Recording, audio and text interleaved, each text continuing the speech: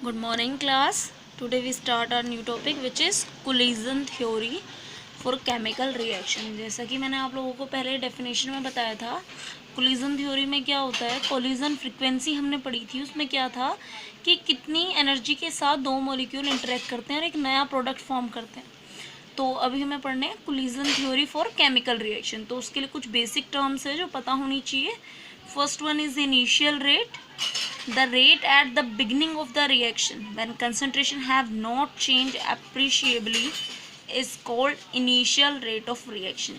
यानी कि वो रेट जो रिएक्शन की स्टार्टिंग में रहता है और नॉर्मली चेंज नहीं हुआ होता, उस रेट को कहा जाता है initial rate of reaction. Now the second term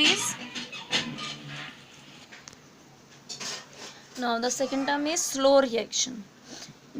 Those reaction which take an appreciable time for completion, यानी ऐसी रिएक्शन जो कंप्लीट होने के लिए बहुत ज़्यादा टाइम लेती है, उस रिएक्शन को कहा जाता है slow reaction.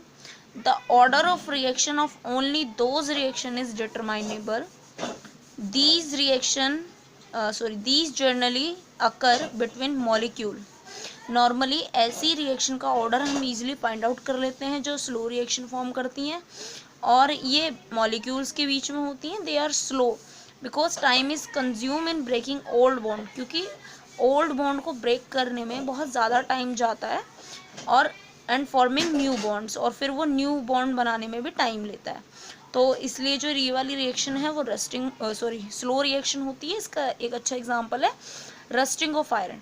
Rusting of iron कैसे, जिसे हमने कोरोजन में पढ़ा था कि when a layer is coated in the presence of air and moisture are known as corrosion. और कोरोजन का सबसे अच्छा एग्जांपल है रस्टिंग ऑफ आयरन, यानी लोहे पे जंग लगना। तो अगर लोहे पे जंग लगना है तो उससे पहले लोहे की जो ओल्ड बॉन्ड्स हैं उन्हें ब्रेक करना होगा, उसमें अपनी नई जगह बनानी होगी, और उसके बाद न्यू बॉन्ड फॉर्म करने होंगे जिससे वो आयरन ऑक्साइड फॉर्म कर सके। जब आयरन ऑक्सीजन के साथ रिएक्ट करेगा तभी आयरन ऑक्साइड फॉर्म होगी, और वही रिएक्शन क्या होगी, स्लो रिएक्शन होगी, और बहुत ज़्यादा टाइम टेकन होती है। Now next one is fast reaction. These generally take place between ions and are completed almost instantaneously। यानी ऐसी जो रिएक्शन होती है नॉर्मली आयंस के बीच में होती है और ये इंस्टेंट कंप्लीट होती है। जैसे silver nitrate plus hydrogen chloride is equal to silver chloride plus nitric acid. It take place in about 10⁻²² second, यानी बहुत कम टाइम लेती है ये कंप्लीट होने में, इसलिए इंस्टेंट रिएक्शन है। The order of reaction for fast reaction can not be determine. और जो रिएक्शन इतनी ज़्यादा फास्ट होती है उसका ऑर्डर हम इजीली डिटरमाइन नहीं कर सकते, यानी स्लो रिएक्शन का हम ऑर्डर इजीली डिटरमाइन कर सकते हैं, बट फास्ट रिएक्शन का हम ऑर्डर इजीली डिटरमाइन नहीं कर सकते। Now the next topic, photosensitizers. क्या होता है, the substance which when added to the reaction mixture, यानी ऐसा सब्सटेंस जो रिएक्शन मिक्सचर में ऐड किया जाए with the help to start the photochemical reaction, जिससे फोटोकेमिकल रिएक्शन स्टार्ट हो जाए, but does not undergo any chemical change, लेकिन उसमें कोई केमिकल चेंज ना हो, इटसेल्फ इज कॉल्ड फोटोसेनेसाइजर। तो उस रिएक्शन को अपने आप कहा जाता है कि वो क्या है, फोटोसेनेसाइजर है। It act as a energy carrier, ये एनर्जी कैरियर की तरह वर्क करता है। मतलब कोई भी रिएक्शन जो फॉर्म होने वाली है उसमें कोई ऐसा सब्सटेंस मिक्स कर देना जिससे वो क्या हो जाए, फोटोकेमिकल रिएक्शन फॉर्म करने लगे बिना किसी केमिकल चेंज के। उस रिएक्शन उस सब्सटेंस को कहा जाता है फोटोसेंसाइजर्स, और ये एनर्जी कैरियर की तरह वर्क करता है। जैसे क्लोरोफिल, जब क्लोरोफिल रिएक्शन होती है, यानी कि जब प्लांट अपना खाना बना रहे होते हैं इन the presence of sunlight, air and water, तो उसमें क्या होता है, प्लांट की लीव्स पर अपना खाना बनाते हैं, प्लांट अपनी लीव्स पर खाना बनाते हैं इन द प्रेजेंस ऑफ लाइट यानी HV। तो वहाँ पे उस केस में लीव्स के ऊपर जो रिएक्शन होती है वो फोटोकेमिकल रिएक्शन होती है, और वहाँ पे क्लोरोफिल प्रेजेंट होता है। तो यहाँ पे जो क्लोरोफिल है वो फोटोसेंसाइजर है। वो क्या वर्क कर रहा है यहाँ पे, वो केमिकल रिएक्शन को चेंज नहीं कर रहा, बस उस रिएक्शन की हेल्प कर रहा है कंप्लीट होने में। जैसे carbon dioxide plus water plus chlorophyll is equal to glucose plus O2 plus chlorophyll. ये रिएक्शन कौन सी रिएक्शन है? जो प्लांट्स पे होती है टू मेक देयर फूड, जो प्लांट्स अपने फूड को बनाने के टाइम पे लीव्स के ऊपर करते हैं, ये वो रिएक्शन है। Now the next term is life time. The time taken for completion of 98% of reaction is called the life time of the reaction. यानी कि उतना टाइम जितना एक रिएक्शन को 98% कंप्लीट होने में लगता है, उस रिएक्शन को लाइफ टाइम रिएक्शन कहा जाता है। यानी 98% रिएक्शन कंप्लीट होने में जितना टाइम लगता है वो लाइफ टाइम होता है। Now the collision theory of chemical reaction. Collision theory क्या बोलती है कि इस थ्योरी के अकॉर्डिंग जो रिएक्टेंट मॉलिक्यूल है are assume to be hard sphere and reaction is postulated to occur when molecule collide with each other. कि जो इस थ्योरी के अकॉर्डिंग हम मान सकते हैं कि जो रिएक्टेंट है वो बहुत हार्ड स्फीयर का है और वो पहले से ही मॉलिक्यूल अदर मॉलिक्यूल के साथ क्या कर रहा है? कोलाइड कर रहा है।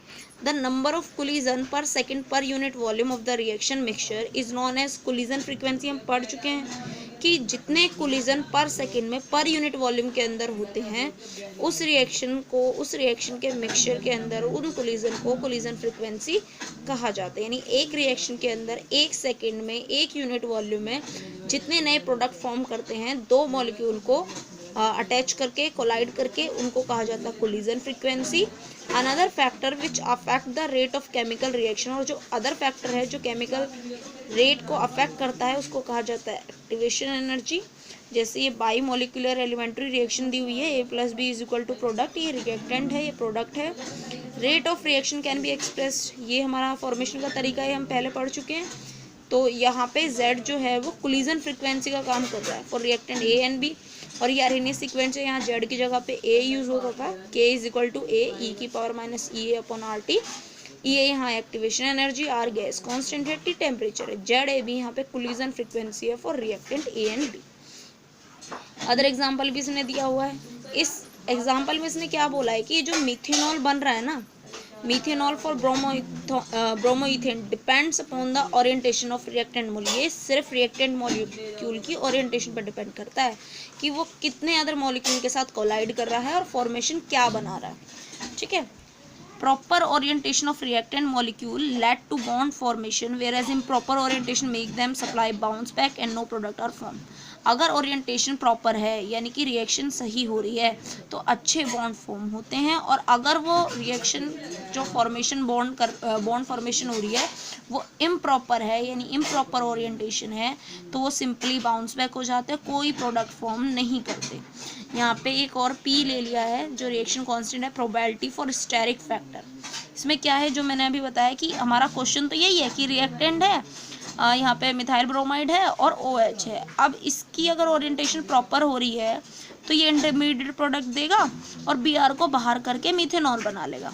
ठीक है। और अगर ओरिएंटेशन प्रॉपर नहीं हो रही है तो ये कोई प्रोडक्ट नहीं फॉर्म करेगा। ओरिएंटेशन का मतलब क्या है कि वो जो बॉन्ड ब्रेक हो रहे हैं ना, जैसे Br और OH के बीच हमें जो रिलेशन शो करना है वो रिलेशन बैलेंस होना चाहिए कि Br को एक की ज़रूरत है तो OH को भी एक ही देना है उसको। तो ये रिएक्शन यहाँ नहीं होती। इसने क्या किया, बॉन्ड ब्रेक किया और Br अपना इधर चला गया, OH अपना इधर चला गया, तो कोई प्रोडक्ट फॉर्म नहीं हुआ।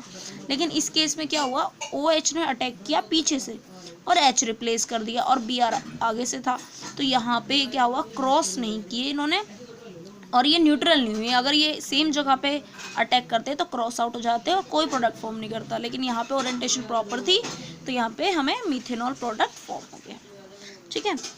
तो कोलिजन थ्योरी जो है उसमें एक्टिवेशन एनर्जी, प्रॉपर ओरिएंटेशन, ये सारी चीज़ें हम डिटरमाइन कर सकते हैं ईजिली। और इसके कुछ ड्रॉबैक्स है। ड्रॉबैक्स क्या हैं कि जो एटम और मॉलिक्यूल है हार्ड स्फीयर के होते हैं और ये नॉर्मली स्ट्रक्चरल एस्पेक्ट्स को इग्नोर करता है। ठीक है। इग्नोर करने का मतलब कि वो स्ट्रक्चर में कैसे जो मॉलिक्यूल कोलाइड कर रहे हैं वो किस फॉर्मेशन में है, उनकी शेप क्या है, इस चीज़ से इसको कोई फ़र्क नहीं पड़ता। लेकिन जो भी मॉलिक्यूल हम यूज़ कर रहे हैं फॉर कोलिजन वो हार्ड स्फीयर के होने चाहिए, अदरवाइज वो अच्छा प्रोडक्ट फॉर्म नहीं करेंगे, प्रॉपर ओरिएंटेशन उनकी नहीं होगी। Now your chapter is completed.